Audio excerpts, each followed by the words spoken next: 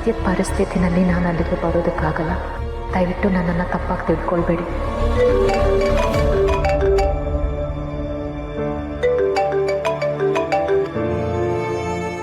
ನಮಸ್ಕಾರ ಪದ್ಮನಾಭ ಅವರೇ, ಹೇಳಿ ಏನು ಸಮಾಚಾರ? ಯಜಮಾನ್ರೆ, ನಿಮ್ಗೊಂದು ಸಂತೋಷ ಸುದ್ದಿ ಹೇಳಬೇಕು. ಸಿಹಿ ಸುದ್ದಿ. ಸಿಹಿ ಸುದ್ದಿನ? ಇಷ್ಟು ಬೇಗ? ಅಯ್ಯೋ, ನೀವು ಅಂದ್ಕೊಂಡಷ್ಟು ನಮ್ಮ ಮಕ್ಕಳು ಇನ್ನೂ ಮುಂದುವರೆದಿಲ್ಲ. ಅದು ಅಲ್ಲದೆ ಅವರಿಬ್ಬರು ಒಂದಾಗಕ್ಕೆ ಶುಭಗಳಿಗೆ ಕೂಡಿ ಬರಬೇಕಾಗಿತ್ತು. ಓ ಹೌದಲ್ಲ, 3 ತಿಂಗಳು ಮುಹೂರ್ತ ಇಲ್ಲ ಅಂತ ಕೇಳ್ಪಟ್ಟೆ.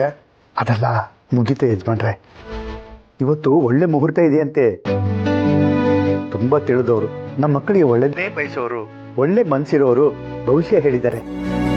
ಅದಕ್ಕೆ ಅವರಿಬ್ಬರಿಗೂ ಇವತ್ತೇ ಶಾಸ್ತ್ರ ಇಟ್ಕೊಂಡಿದ್ದೀವಿ. ಒಳ್ಳೆ ಸಮಯದಲ್ಲಿ ಒಳ್ಳೆ ವಿಷಯ ಹೇಳಿದ್ದೀರಾ.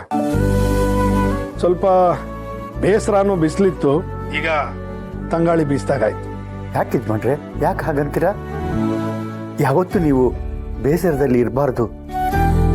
ಮತ್ತೊಬ್ಬರಿಗೆ ಸಂತೋಷನೇ ಬಯಸೋರು, ಪ್ರಪಂಚಕ್ಕೆ ಒಳ್ಳೆದನ್ನೇ ಮಾಡೋರು, ಒಳ್ಳೆ ಮನಸ್ಸಿರೋರು ಯಾವತ್ತು ನಗನಗ್ತಾ ಇರಬೇಕು.